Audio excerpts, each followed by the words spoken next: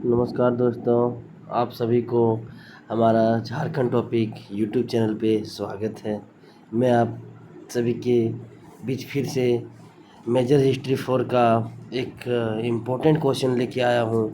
जो क्वेश्चन है, हुमायूं की प्रारंभिक कठिनाइयों का परीक्षण करें। देखिए, पिछले क्लास में मैंने बाबर के बारे में डिस्कस किया था, उनके जीवन पहलू पे बताया था। अब है कि उनका बेटा जो था हुमायूं, उनके बारे में कि उनको जब वो बाबर की मृत्यु के बाद जब वो राजगद्दी को संभालता है तो उसके शुरुआती जीवन में क्या कठिनाई आता है, वो चीज़ के बारे में हम लोग डिस्कस करेंगे।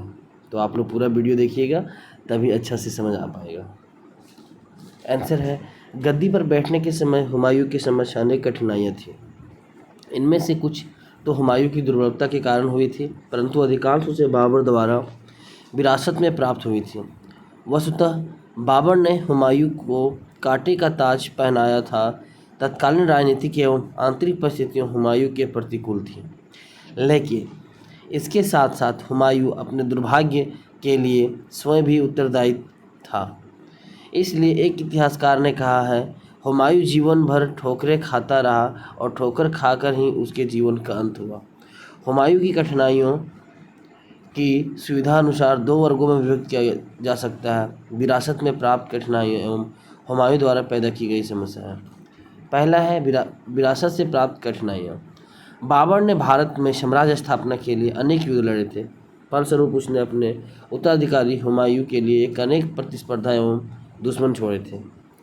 इतिहासकार रसबुबक के विलियम के अनुसार बाबर ने अपने पुत्र का एक ऐसा राजतंत्र सौंपा जो युद्धकालीन परिस्थितियों में ही रह सकता था, जो शांति काल में दुर्बल, आकारहीन एवं पत्रोन्मुखी था। राज्य के अंदर एवं बाहर अनेक महत्वाकांक्षी व्यक्ति एवं शक्तियाँ नवजात मुगल राज्य को हड़पने की ताक में लगे हुए थे। मुगलों की प्रशासनिक, सैनिक और आर्थिक व्यवस्था अंततः अत्यंत दयनीय दशा में ही था। अंततः गद्दी पर बैठते ही उसके सामने समस्याएं उपस्थित हुई। इन समस्याओं में निम्नलिखित प्रमुख हैं। पहला है उत्तराधिकार के निश्चित नियम का अभाव।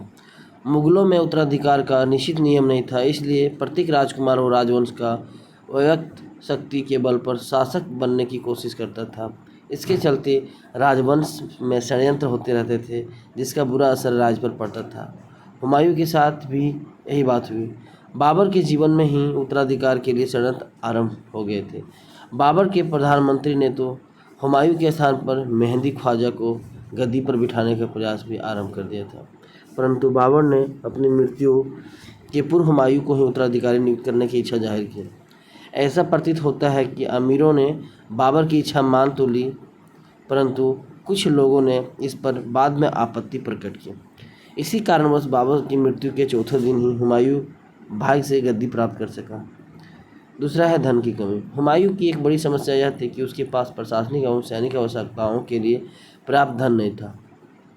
बाबर ने अपना संपूर्ण खजाना सैनिक अभियानों एवं अपने अमीरों और सैनिकों को प्रसन्न करने में खर्च कर डाला था।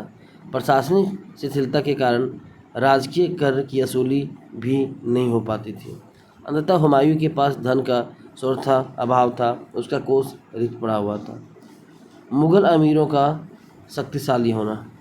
बाबर द्वारा मुगल अमीरों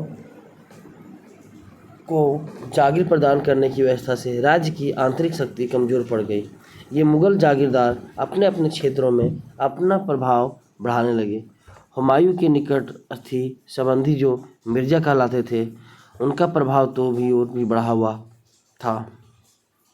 ये मिर्जा राज्य पर अपना अधिकार समझते थे और हुमायूं को विशेष महत्व देने को तैयार नहीं थे।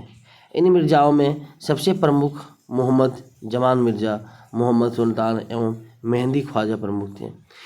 इनके अतिरिक्त राज्य के कुछ अन्य उच्च पदाधिकारी एवं हुमायूं के संबंधी भी उसके प्रति द्वेषपूर्ण भाव रखते थे।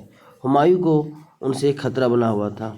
चौथा है सेना की दुर्बलता। बाबर के समय में मुगल सेना जितनी सशक्त थी, वह स्थिति बाद में नहीं रही।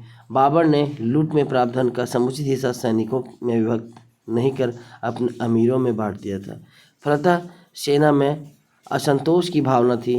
दूसरी समस्या यह थी कि बाबर को सेना में विभिन्न जातियों एवं राष्ट्र मुगल, चगताई, उज्बेक, ईरानी, अफ़गानी और भारतीय के सैनिक थे। अंततः सैनिकों के बीच आपसी मतभेद एवं वैमनस्य बना रहता था। बाबर ने अपनी कुशल नीति द्वारा इन सेना पर नियंत्रण बनाए रखा था, परंतु हुमायूं में उस दक्षता का अभाव था। अंततः सेना पर उनका नियंत्रण ढीला पड़ गया। हुमायूं के अपने भाइयों ने भी उसके समक्ष एक विकट समस्या खड़ी कर दी थी। वस्तुतः इसके लिए भी बाबर ही उत्तरदायी था। उसने अपनी मृत्यु के पूर्व हुमायूं को आदेश दिया था कि वह शासक बनने के पश्चात अपने भाइयों से उदारतापूर्ण व्यवहार करे। इसलिए हुमायूं ने सदैव उनके साथ दयापूर्ण रवैया अख्तियार किया। इतना ही नहीं, उसने अपने तीनों भाइयों कामरान, अस्करी और हिंदाल को अपने राज्य का कुछ भाग दे दिया, परंतु हुमायूं के भाइयों ने उसके साथ सदैव शत्रुतापूर्ण व्यवहार किया, उसके लिए मुसीबतें खड़ी की और विपत्ति में भी हुमायूं की सहायता नहीं की। प्रशासनिक अव्यवस्था। हुमायूं के समक्ष एक समस्या यह भी थी कि संपूर्ण मुगल राज्य में प्रशासनिक व्यवस्था का नाम निशान नहीं था। चारों तरफ अव्यवस्था फैली हुई थी। बाबर का प्रशासन की तरफ ध्यान देने का समय ही नहीं मिल सका, इसलिए उचित प्रशासनिक व्यवस्था नहीं की जा सकी। प्रशासन के अभाव में मुगलों का शासन अप्रभावकारी था। मुगलों को जनता का समर्थन एवं सहयोग प्राप्त नहीं हो सका था। 7वां, अफगानों का संगठित होना। अद्यपि बाबर ने अफगानों की शक्ति को कुचलने का प्रयास किया था, परंतु वह इसमें पूरी तरह सफल नहीं हो सका था। बंगाल और बिहार के अतिरिक्त अन्य भागों में अफगान अपनी शक्ति का संचय कर मुगलों से अंतिम संघर्ष की तैयारी कर रहे थे। इब्राहिम लोदी, एक सेकंड रुक जाइए, पेज ज़्यादा स्किप हो गया है।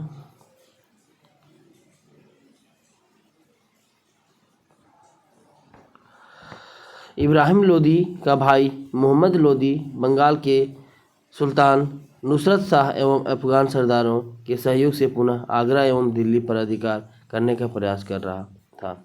हुमायूं का प्रबलतम शत्रु शेर खां बिहार में अफगानों को संगठित कर रहा था। अफगानों को एक सूत्र में बांधकर वह मुगलों को भारत से निकालने एवं पुनः अफगान राज्य की स्थापना का प्रयास कर रहा था। इसी प्रकार सुल्तान इब्राहिम लोदी का चाचा आलम खां, जिसको अलाउद्दीन लोदी, गुजरात में बहादुर शाह की सहायता से अपनी सेना का संगठन कर रहा था। वह भी मुगलों से प्रतिशोध लेना चाहता था। अन्य अफगान सरदार भी मौके की ताक में था। गुजरात और बंगाल से खतरा। हुमायूं को सिर्फ अफगानों से नहीं बल्कि बंगाल के सुल्तान नुसरत शाह और गुजरात के शासक बहादुर शाह की तरफ भी खतरा बना हुआ था। दोनों ही महत्वाकांक्षी शासक थे। दोनों ही अफगानों को सहायता देकर उसके माध्यम से मुगलों का राज समाप्त करना चाहते थे। बहादुर शाह मालवा और मेवाड़ पर अधिकार कर आगरा विजय का सपन भी देख रहा था। इस प्रकार हुमायूं के अनेक राजनीतिक प्रतिद्वंदी थे। हुमायूं की चारित्रिक दुर्बलताएं। हुमायूं के समझ जितनी समस्या थी, उन्हें सुलझाने के लिए दृढ़ इच्छा शक्ति, राजनीतिक दूरदर्शिता एवं सैनिक कौशल की आवश्यकता थी, परंतु दुर्भाग्यवश हुमायूं में इन गुणों का सर्वथा अभाव था। बौद्धिक प्रतिभा होते हुए उसमें राजनीतिक एवं सैनिक गुणों का अभाव था। वह शीघ्र ही कोई निर्णय नहीं ले पाता था। अफीम और शराब के अत्यधिक सेवन से वह सुस्त एवं आलसी बन चुका था। वह किसी काम को पूरा किए बिना ही बीच में अधूरा छोड़कर दूसरा काम आरंभ कर देता था। सही अवसर पर उचित कार्रवाई करने की उसकी आदत नहीं थी। परिणाम स्वरूप अपने जीवन में उसने कई भयंकर भूलें की, जिनके फलस्वरूप उसे अपना राज्य खोकर करीब 15 वर्षों तक निर्वासित जीवन व्यतीत करना पड़ा। तो आज की क्लास में इतना ही है। आप लोग को मेरा ये वीडियो अच्छा लगा होगा तो लाइक कीजिए, शेयर कीजिए, सब्सक्राइब कीजिए। धन्यवाद। फिर मिलते हैं नेक्स्ट क्लास में।